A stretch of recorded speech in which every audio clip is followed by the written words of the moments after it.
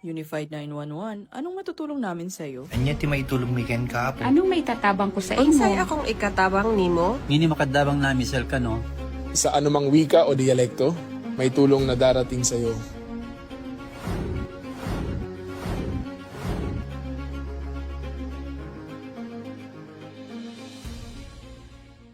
Lilingkod sa bawat Pilipino at magbibigay ng tamang impormasyon para sa tahimik at maayos na Pilipinas. Police News Network, alagad ng batas, tagapagtaguyod ng balitang pulis, sandigan ng mamamayan, patnubay ng katotohanan. La Campo Crame, maghahatid ng pinakahuling kaganapan at nagbabagang balita. Ito ang PNN Police News Network. At ngayon, ang inyong mga tagapagbalita.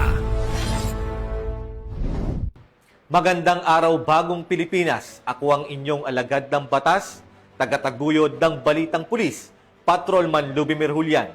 Maghahatid sa inyo ng tamang balita, kwento ng pulis at serbisyo para sa mamayan, at ito ang PNP News Online, ang pangunahing balita ng Police News Network, alagad ng batas, tagataguyod ng balitang pulis.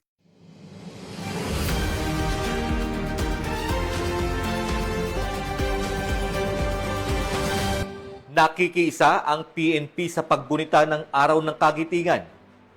Ngayong araw, ika-9 ng Abril bilang pag-alala sa kabayanihan ng mga Pilipino noong World War II. Muling binibigyang diin ng PNP ang kahalagahan ng pagkakaisa at pagmamahal sa bayan.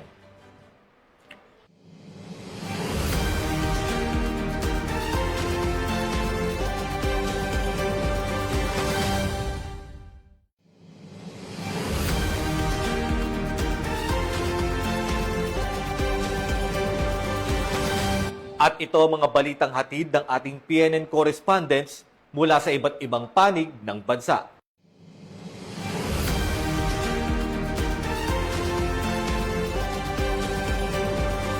Umabot sa 4.4 milyong halaga ng hinihinalang smuggled na sigarilyo ang nasamsam ng pulisya sa dalawang magkahiwalay na checkpoint operation sa Purok 1, Barangay Labinay, Ozamis City noong Abril 2, 2026. Sa unang operasyon, bandang alas 4:30 ng hapon, pinara ng mga tauhan ng Ozamis City Police Station ang isang Toyota Hiace van kung saan nadiskubre ang iba't ibang kahon ng sigarilyo matapos mabigong magpakita ng lisensya ang driver.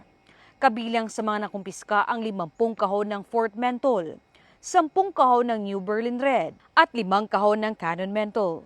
Bukod sa sasakyang ginamit, kinilala lamang sa mga alias na Aljun, 37 anyos, at Andrew, 27 anyos, ang mga naarestong sospek.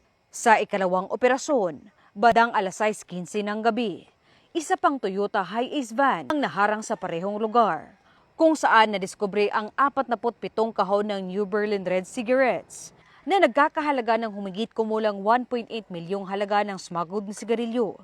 Naaresto naman ang dalawang suspect na kinilalang CJ, 23 anyos, at Andy, 57 anyos. Ayon sa investigasyon, napag-alamang mula sa Ipil, Zamboanga, Sibugay ang mga kontrabando at patungong Oroquieta City para sa delivery. Dinala ang mga nakumpiskang sigarilyo sa Ozamis City Police Station at isa sa ilalim sa turnover of Bureau of Customs para sa kaukulang disposisyon. Habang nahaharap ang mga suspect sa kasong paglabag sa Republic Act 10643. Ayon kay Police Brigadier General Christopher Abrahano, patunay ang operasyon sa pinaigting na seguridad sa ilalim ng Ligtas Semana Santa at patuloy ang full alert status upang matiyak ang kaayusan at kaligtasan ng publiko. Mula dito sa inyong higalang pulis, Regional Office 10 Public Information Office, ako ang inyong PNN correspondent, Patrolwoman Jane Rose Bohol, alagad ng batas, tagataguyod ng balitang pulis.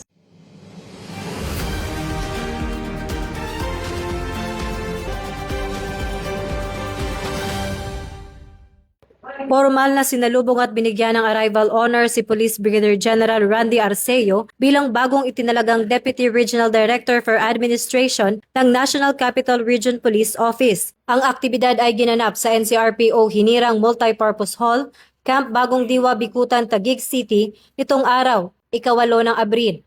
Bilang bahagi ng kanyang pagbisita, dinalaw din ni Police Brigadier General Arceo ang RMFB NCRPO Bahay Aguila sa pamumuno ni Force Commander Police Colonel Celso M. Rodriguez.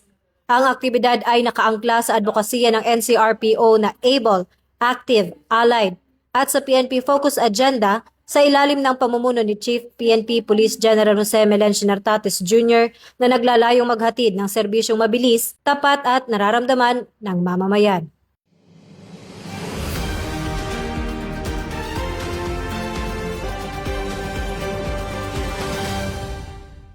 Matagumpay na naaresto ng Nueva Ecija Police Provincial Office ang isang lalaki na kabilang sa top 9 most wanted person sa buong probinsya at top 1 most wanted person sa bayan ng San Isidro sa isinagawang operasyon ng pulisya. Ang 57 anyos na suspect ay nadakip sa bisa ng warrant of arrest para sa kasong rape at sexual assault. Sa hiwalay na operasyon, nakapagtala rin ng mga pag-aresto ang pulisya sa Cabanatuan City, Cabiao at Piñaranda. 4 din na hinihinalang drug personalities ang nadakip sa isinagawang bypass operation sa iba't ibang lugar sa probinsya. Samantala, isang suspect ang naaresto matapos maaktuhan sa pagnanakaw ng kable ng kuryente habang 3 pang lalaki ang nahuli kaugnay ng isang insidente ng pananaksak.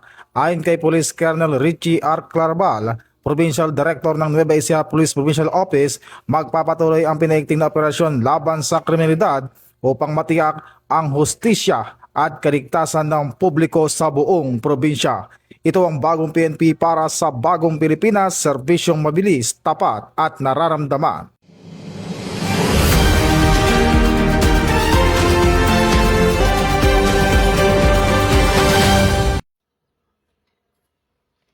Dumalo si Police Colonel Agosto M. Asuncion, Provincial Director ng Ilocos Sur Police Provincial Office sa ginanap na grand opening ng Region 1 Athletic Association Meet 2026 na magtatagal ng 5 araw simula April 6 hanggang April 11 bilang pagpapakita ng buong suporta ng kapulisan sa nasabing panrehiyong palaro. Isinagawa ang aktibidad sa Candon City kung saan nagtipon ng iba't ibang delegasyon mula sa Region 1 upang makilahok sa taunang paligsahan. Layunin ng kaganapan na itaguyod ang sportsmanship, disiplina at pagkakaisa ng kabataan sa rehiyon. Sa kanyang pagdalo, personal na minonitor ni Police Colonel Asuncion ang kabuuang sitwasyon sa lugar upang matiyak ang maayos at ligtas na daloy ng programa. Kabilang dito ang pag-assess sa deployment ng mga kapulisan sa pagtiyak ng epektibong na ipapatupad ang mga security measures sa buong venue.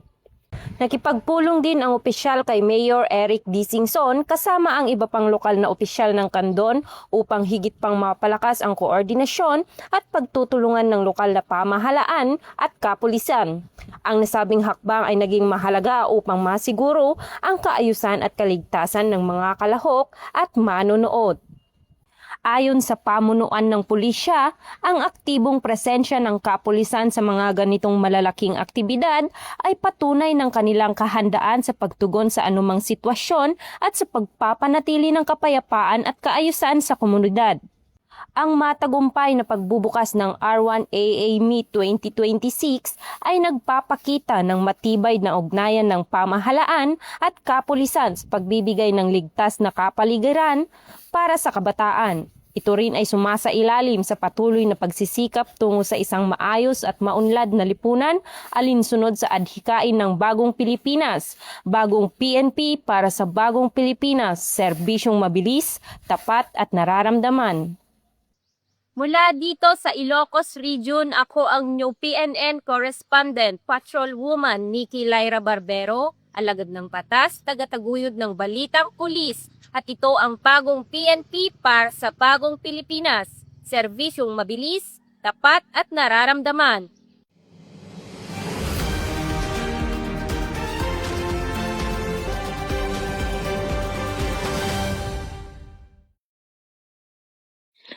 Pinangunahan ni Police Colonel Virgilio O. Olalia Jr., Provincial Director ng Camarines Sur Police Provincial Office, ang isang mahalagang media forum na dinaluhan ng Camarines Sur PPO Press Corps at mga Chief of Police mula sa iba't ibang bayan at lungsod ng Camarines Sur.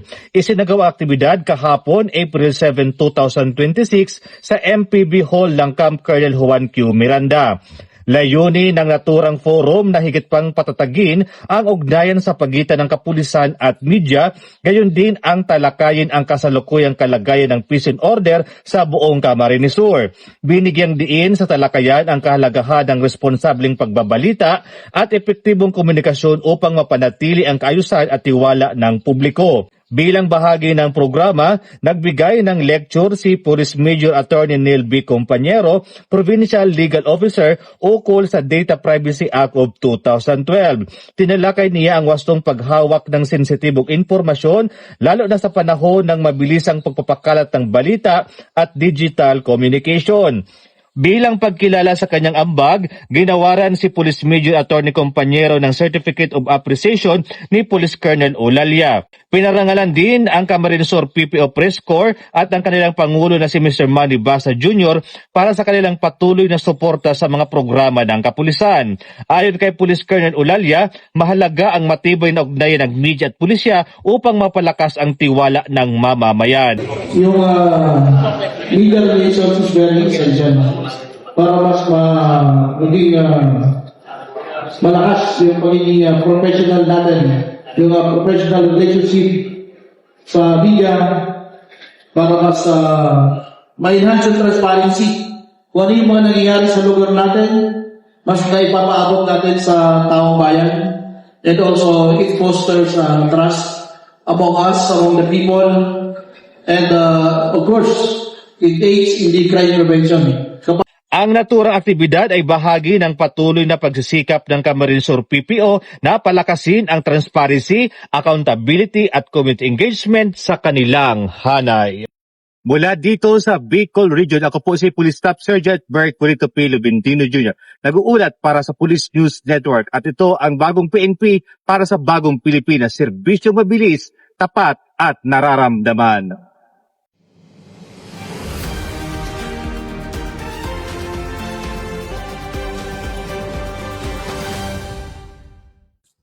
Pinalakas na koordinasyon at agarang aksyon, illegal na mangingisda sa Tansa Cavite na sabat. Isang matagumpay na operasyon laban sa illegal na pangingisda ang isinagawa ng autoridad sa bayan ng Tansa Cavite. Kasunod ang ulat mula sa isang concerned citizen hinggil sa umano'y paggamit ng dinamita ng pangingisda.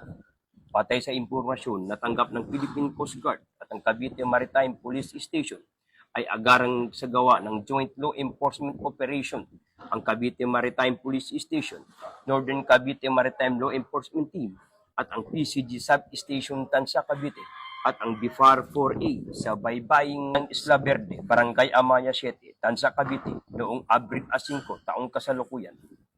Takong alas 2 ng hapon, matagumpay na naaresto ang 4 na individual na kinikinalang sina alias June, Rico, Alge at Ray, na kumpiska mula sa kanilang isang fishing boat, makina, fishing paraphernalias at humigit kumulang 80 kilong isda na paniniwala ang nahuli gamit sa iligal na pamamaraan.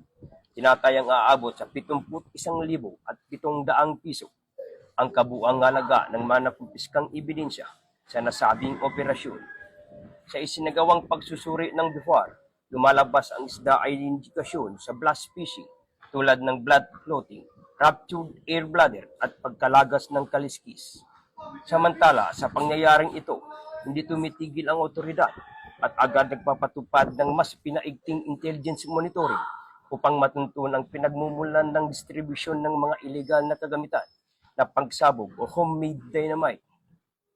Kinabukasan, April 6, 2026, handang alas 6:10 ng gabi, muling nagsagawa ng police operation ang mga tauhan ng Cavite Maritime Police Station, bahagi ng tulay ng Maestro, Barangay Biwas, Tansa Cavite, kung saan natagumpay na aresto ang dalawang individual na pinakilalang sina alias Ramel at Roy.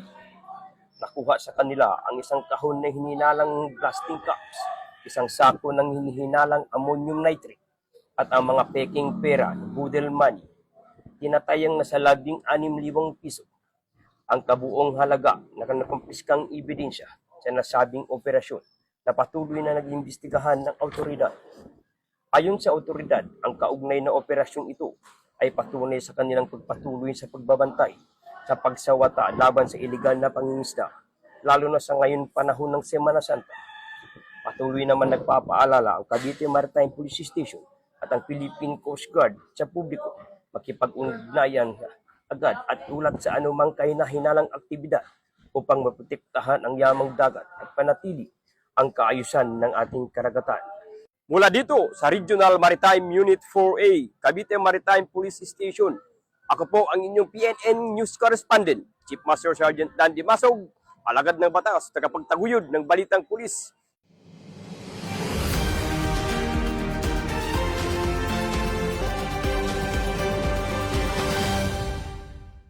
Sa pinaigting na operasyon ng Police Station 1, Santa Ana, sa pamumuno ni Police Major Richen M. Lagnayo, matagumpay na naaresto ang ilang most wanted persons sa isinagawang manhunt operations. 2 sa mga sospek ang naaresto habang tangkang umalis ng lungsod sa kasagsagan ng Semana Santa. Si alias Yanyan ay naaresto sa Santa Ana Wharf dahil sa kasong illegal gambling, habang si alias Gigi ay nadakip sa Gaisano Mall Van Terminal kaugnay ng kasong illegal drug. Samantala, 2 pang wanted persons na may kasong murder at robbery ang nahuli rin sa hiwalay na operasyon sa tulong ng koordinasyon, surveillance at impormasyon mula sa publiko. Patunay na ang mga operasyong ito ay patuloy na pagbabantay ng kapulisan upang mapanatili ang kapayapaan at kaayusan sa lungsod, lalo na ngayong Semana Santa. Ito ang bagong PNP para sa bagong Pilipinas, serbisyo mabilis, tapat at nararamdaman.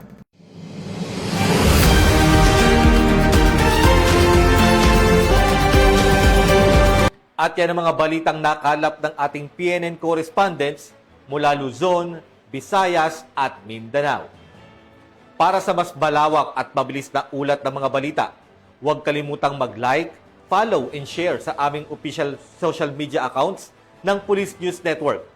Tutok lamang po sa aming YouTube channel para sa mga live stream at replays. At i-follow kami sa X account para sa mga real-time updates at Facebook account para... Sorry? Saan ko sa ano? Q.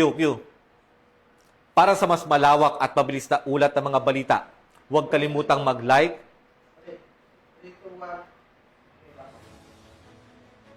Para sa mas malawak at mabilis na ulat ng mga balita, huwag kalimutang mag-like, follow and share sa aming official social media accounts ng Police News Network. Tutok lamang sa aming YouTube channel para sa mga live stream at replays at i-follow kami sa X account para sa mga real-time updates at Facebook account ng aming Police News Network. Manatiling mapagmatsyag at laging alamin ang totoo. Sa ngalan ng pamunuan ng Philippine National Police sa pangunguna ni Chief PNP, Police General Jose Melencio Nartates Jr. at sa pamumuno ni President Ferdinand Bongbong Marcos Jr., kami ay maglilingkod sa bawat Pilipino at magbibigay ng tama at balanseng balita. Mula dito sa tanggapan ng tagapag-ugnay ng pambansang pulisya, ako ang inyong alagad ng batas tagataguyod ng Balitang Pulis. Patrolman Lubimir Julian, maghahatid ng tamang balita, kwento ng pulis at serbisyo para sa mamamayan, at ito ang PNP News Online, ang pangunahing balita ng Police News Network, at ito ang bagong PNP para sa bagong Pilipinas, serbisyong mabilis, tapat at nararamdaman.